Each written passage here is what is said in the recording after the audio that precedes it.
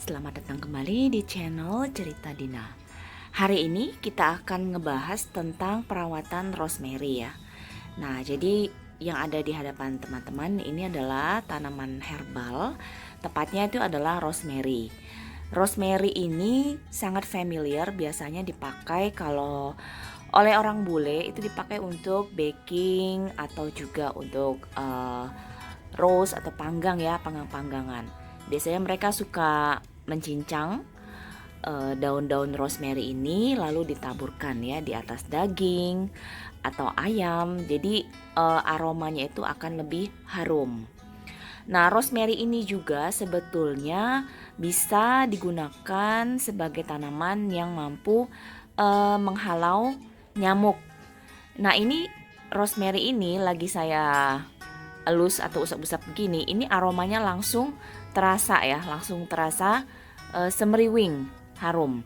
Jadi dia harumnya itu juga akan nempel di tangan dan juga aromanya juga akan tersebar ya atau tercium.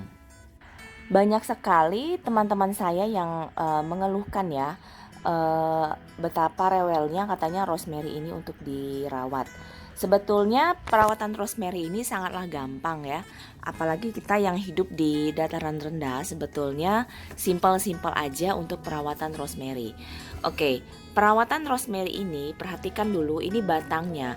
Dia ini semacam perdu ya. Jadi rosemary ini tidak suka bila media tanamnya itu terlalu basah atau terlalu becek.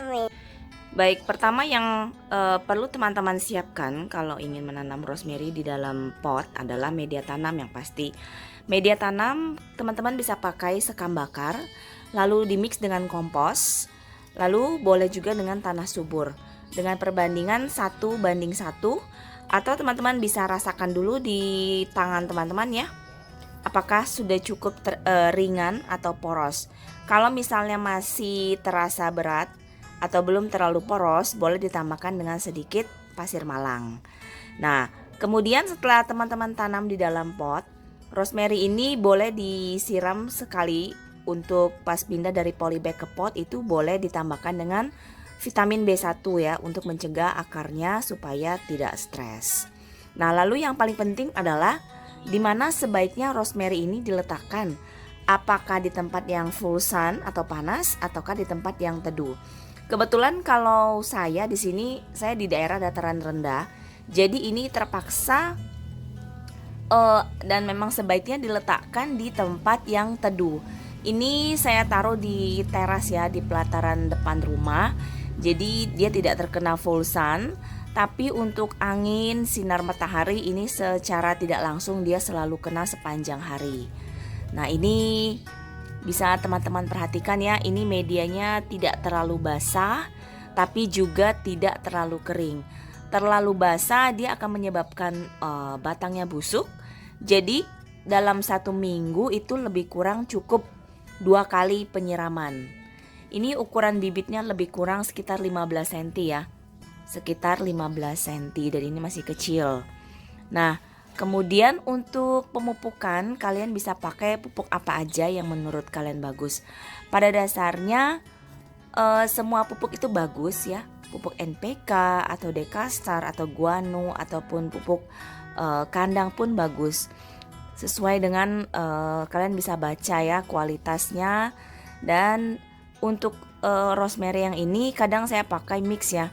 Kadang saya pakai mix Dekastar, kadang juga saya mix dengan pupuk kandang. Jadi sesuaikan dengan kondisi atau stok yang ada. Nah, kemudian karena rosemary ini juga bisa menghalau nyamuk, buat teman-teman yang ingin meletakkannya indoor atau di dalam bisa ya, bisa juga diletakkan di kamar misalnya untuk aromaterapi. Boleh, tapi jangan lupa tetap kenakan sinar matahari pagi ya. Mungkin 1 minggu itu 2-3 kali. Nah, jadi buat teman-teman yang pengen meletakkan rosemary indoor juga bisa ya, tidak masalah juga. Nah, mungkin beda kasusnya kalau misalnya teman-teman berada di daerah dataran tinggi ya, dimana cuacanya itu sejuk, tidak terlalu panas. Mungkin rosemary lebih tidak akan menemui masalah kalau misalnya kalian letakkan langsung ya, langsung full sun. Oke, jadi itu dulu tips perawatan rosemary dari saya. Semoga berhasil dan sukses ya untuk perawatan rosemary-nya. Thank you for watching, semoga bermanfaat. Assalamualaikum.